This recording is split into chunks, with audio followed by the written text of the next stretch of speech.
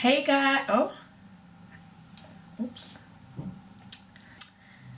yeah. Hey guys, welcome back to my channel. First of all, I need to say such a big thank you to everyone that watched my videos, commented, subscribed, oh my gosh, shared. It was so unexpected. I was so scared to do anything YouTube for so long, and I think I was scared for no reason because you guys have been so amazing. Thank you so much. Thank y'all. And this is my depression story. I'm going to be very open with you guys because I feel like that's the best way to bless people that need it the most. And I hope that you guys enjoy and learn something from it. Depression is when somebody is very low-spirited, negative, bitter, just a mixture of hurt, angry feeling. It was some sort of persona, like a false identity that I would wear. That's just who I used to be honest. My depression started off because I was abused. That's where my pain came from. It birthed a lot of pain, anger in me, a lot of confusion, just a lot of self-hate. I guess I had quite a disturbed mindset. You can imagine like the trauma and stuff like that. It made me feel very confused. It made me feel very rejected. It made me feel very lost. Made me feel very hurt, made me feel very damaged and broken. And it affected my behaviour a lot. I became very violent, very angry. It got so bad that when I was in year 1, my teachers told my parents that if I didn't leave the school, as in if I didn't move to another school, I would either get expelled if I'd carried on. Can you imagine at that age?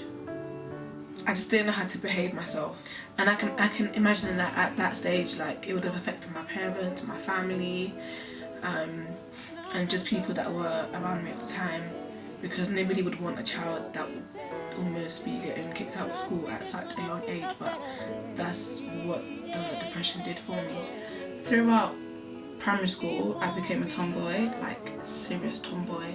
I would dress like a boy, talk like a boy, do my hair like a boy.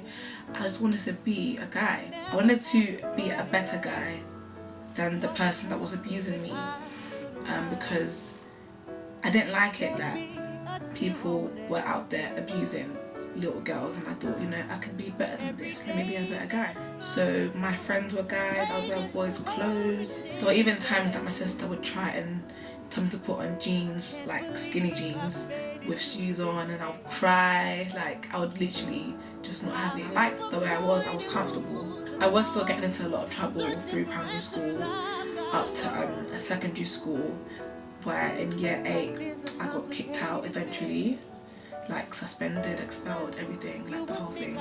To be honest, that was it for me. It felt like that was it actually. Glory to God. Basically, I had to stay at home until we tried to like put me in another school, and I would follow my parents around to different schools to try and apply and stuff like that. It got so bad that we found out eventually that the Board of Governors told all schools in my area, in and around my borough where I lived, not to accept me because my report was that bad, and I just couldn't comply with school rules. I couldn't just behave myself. So I would stay at home every day. People would go out, go to work, and I became very bored, very jobless. My mind became very idle, that the devil really took hold and he used it as an opportunity. That is when I started to watch porn. I don't even remember how I fell into porn. I don't even remember how it came about. But I know that I used to watch porn like almost every day. I didn't like to watch it. It was disturbing but pleasurable at the same time. I knew it was wrong to do, but because at that time I just didn't want to hear anything good, because I was just like, if there is a God, why am I not in school? Why did I get abused? I just didn't care, and I just wanted to be reckless. There will be days that I would get sick and tired of it, and I would be like, okay, I'm not gonna watch it anymore, but I would watch it and watch it and watch it, and that messed with me because it left me wanting to experience sex for myself, but then not because I was scared of the abuse that I'd gone through. Like, I didn't want to have anything to do with anything sex, to be honest. Because I used to watch porn, I started to masturbate, and it was just some sort of addiction that I couldn't help myself with. I hated it, I would feel sick afterwards, but it was just like, I couldn't help myself. I knew there was a God up there that I didn't want to believe in because I was angry at. So I would cry and be like, God, are you even there?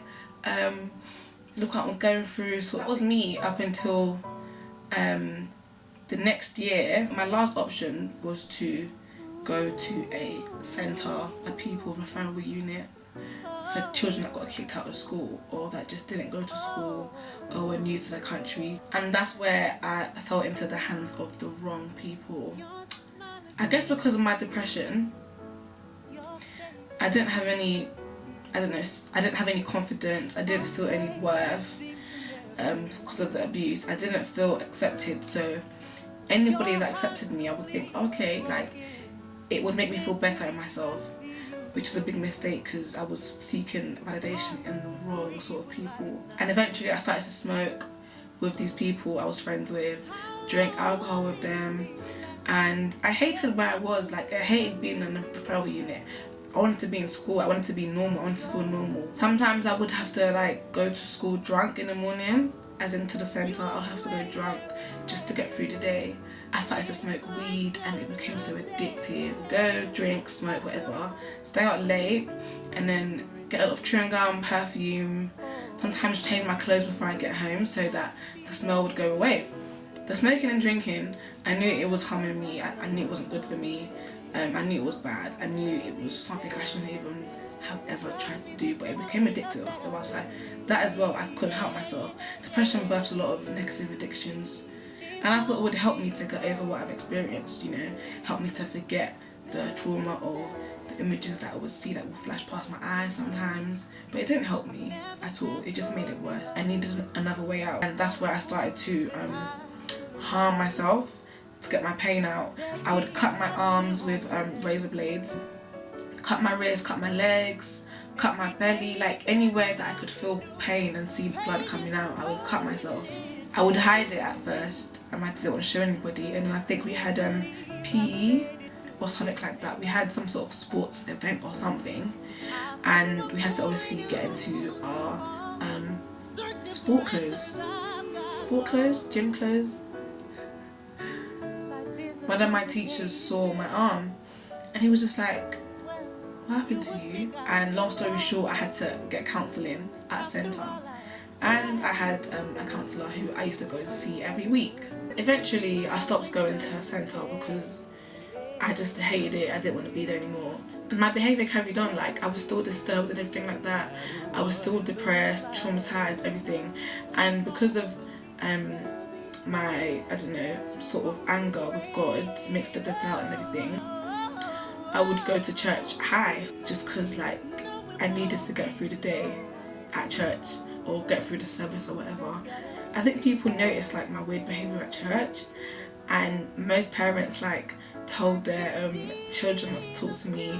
So there would be times that I would throw birthdays and nobody would turn up. Obviously I didn't have school friends, so I only had church friends. Nobody would turn up. So I was still staying at home, I was still watching porn, I was still smoking and drinking, I was still masturbating, I was still miserable, I was still depressed. I put on so much weight, I was still cutting myself, swallow a lot of pills, and anything I could find, I would swallow it. I wanted to die. I wanted to die so much. Like, I was getting angry at the fact that I would wake up and still be alive. And I would wonder, what's happening? Like, why am I not dying? I wouldn't get sick. I wouldn't faint, anything. And it would just be like, what's happening? And I would just think, like, God, why are you not letting me die? Like, I want to die. But I guess he was saying no because he had bigger plans for me. Thank God. The anger was just all over the place. I started to get in more trouble. I started to get arrested. I started to get arrested so much, like, it was crazy. But I don't know how I managed to keep it all a secret from my family. Like, they hardly knew anything. The depression at the time was a big hindrance. It distracted me from kind of getting to know who I should be, getting to know what God is saying, getting to know what God is saying about me. I just looked at myself through pain. Depression hindered my joy, it hindered my freedom. I wasn't free because I accepted this depression. And there's people out there that just accept it. Okay, I'm miserable, I'm a lonely person, or I like isolation. is depression, and whether or not we decide to accept it. Depression is a spirit, and it is of the devil, because it doesn't birth anything good, it just births evil. It just gives birth to a lot of evil, and that's not what God is about. So it must be the devil. And it's up to us whether we choose to like say, do you know what, I want to change. And I didn't choose to at the time. I didn't want help at the time. I was looking for validation in people that didn't even validate themselves. I didn't even know who they are. So how would I know who I am? I was trying to find it in material things, cigarettes, weed, alcohol, trying to let go of my pain. Material things cannot help us. The depression was wasting my time. I was wasting away. I was living but I wasn't living. I was living but I was dying. That's what depression does to you. But when I should have been focusing on school, focusing on just being a normal child, people used to call me devil's child because I was so troublesome. You can't be depressed and try and follow God. It's not going to work. My depression was my excuse to doubt God and stay doubting God. So kind of the long story short, God made it possible for me to get back into education. I went to a boarding school out of the country, not in Nigeria, before some of you guys start, oh, she got shipped. No, honey, okay? I went to Italy, funny enough. So random, like, think about it, like, it was so random how I got into that school. Let's not talk about the school. But I went to a boarding school in Italy, and and I was able to finish my GCSEs, thank God. Those are the stages where I started to give God a try. Anyway, yeah, my depression kept me very prideful. I didn't want to tell anybody what I was going through. So yeah, skipping through to when I was about 16. Yeah, I was 16 and went to church. Obviously being dragged to church like every Sunday, I had no choice but to always hear about God. And you know, I remember it was like an Easter Sunday, and we had like the youth section at my church, and the pastor was like to us, oh, all the youth should come back tomorrow, that God's got something to do, God's got something in store for us. And I just thought, yeah, right, sort of thing. So we all came, and we had this sermon by the pastor's wife, and she was talking about us making our lives right and straight. She was talking about making restitution, the people that we've got grudges with, argued with, and everyone was like calling their parents and stuff like that. There was a lot of tears and everything. Everyone was praying. I just sat there like, okay. And then there was a part where pastor came, and he was like, we should all clear the chairs and make a big circle. How we're going to receive the Holy Spirit. And I was just like, okay. I was complying, and I thought, let me just see. But something in me was just like expectant and ready. I just felt ready for this, whatever was coming. I didn't know what was coming though, but I just felt like, okay, I can do this. So we made a big circle. He read the Bible. It went quiet, and he said to us we should wait for the Spirit to come.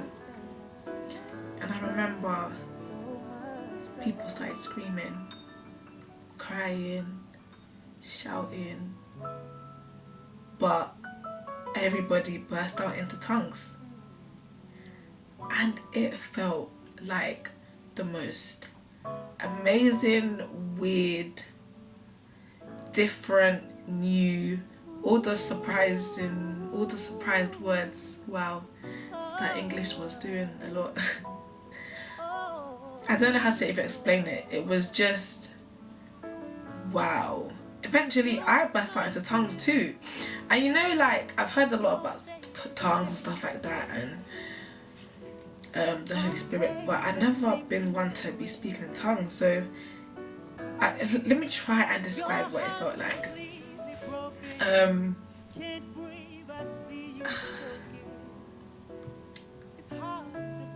can't put it into words. Right, let me try. So I was speaking in tongues, but in my head I was talking to myself like, what are you doing? What's going on? Precious, what is this? Time flew, and it got dark outside, but time was just flying. Like everyone had burst out in tongues. I can imagine what that was going through my head was just like, what's happening to me? Am I gonna go to heaven? Am I in heaven already? My head was everywhere. I remember singing. I started to sing in tongues, and I remember me singing and walking about the church, and people were just looking at me, and I was thinking, do you know what, if I was not me, I would look at me too, because I don't sing. Being the tomboy that I was, singing was not even anywhere near me. I wasn't a singer, so me singing in tongues was weird.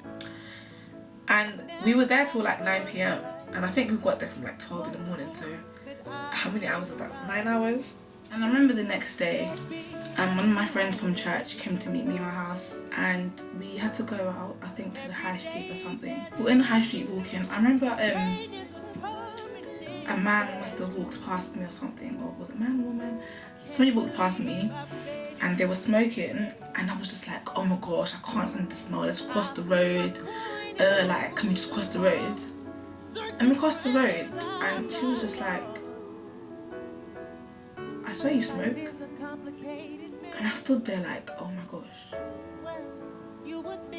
Yeah, because I was really smoking a couple days before, and I was just like, whoa, this God thing is real. And that's how I got saved, guys. That's where my healing process / salvation began. I started to change the way I dressed. It almost came naturally that I didn't even realise I started to look like a girl. I didn't realise that I stopped wearing boys' clothes. I didn't even realise until people would tell me, you're looking different these days. And I'll think, oh my gosh, like I'm changing. However though, I must admit, like, the process wasn't just one day. Nothing ever happens in a day. Changes don't come just like that. It takes a long time. It wasn't easy at all. There were times after I got saved that I would still feel depressed every now and again because of different issues or stuff like that. I would still feel confused, or I have little times that I would doubt God a little bit, but I was learning. I won't tell anybody that it took just a week or even a month to change my old ways. Like, I'm still changing, but I have changed a lot. Over time I became an overcomer, and I thank God that I have overcome my depression.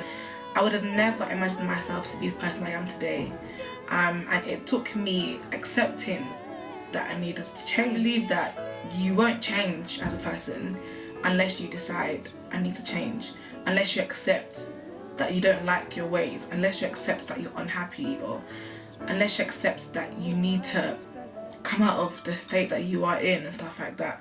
Change is all about accepting that you're not perfect, that you can't do things by yourself, that you need help, that you're not satisfied with where you are. I had to look for help, and remember, like I said before, at first I was looking for help and validation and value in the wrong places. It's so important to look for help in the right places, from the right people that you can trust almost with your life. There are people that He has given wisdom to. My mistake was, I guess, times where even after my salvation I was still feeling miserable and depressed, was because I wasn't fully letting God have His way in me. Like, I wanted to, but I was holding back. And we can't hold back if we need to change. We can't hold back if we're willing to move forward. Does that make sense? I do hope you guys are blessed. I hope that this was able to really reach up to at least one person that may be depressed or struggling with any sort of negativity. If you'd like to ask me any questions or anything, or want to know more of my story, feel free to contact me. And yeah, I will be leaving scriptures at the end of this video, just for anyone that may need it, that may need to feel encouraged or anything like. If I could thank God every second, every minute of my life, I would, for rescuing me from my depression, because I was killing myself, and I thank God for freedom. It's possible to change, guys. It's possible to overcome.